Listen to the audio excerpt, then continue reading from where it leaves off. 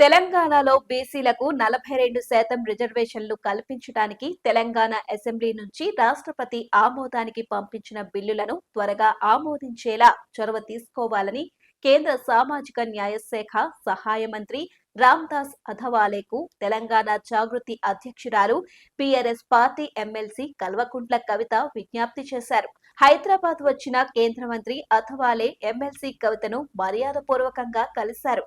తెలంగాణ జాగృతి చేస్తున్న బీసీ ఉద్యమం, బీసీలకు 42% రిజర్వేషన్లను కల్పించే అంశంపై చర్చించారు. అదే సమయంలో బీసీ బిల్లులను రాష్ట్రపతి ఆమోదించడానికి చొరవ తీసుకోవాలని వినతి పత్రం ఇచ్చారు. కవిత తెలంగాణ రాష్ట్ర ప్రభుత్వం శాసనసభ, శాసన మండలిలో 2 వేరువేరు బిల్లులు ప్రవేశపెట్టి ఆమోదించి రాష్ట్రపతి ఆమోదానికి పంపించిందని గుర్తు చేశారు.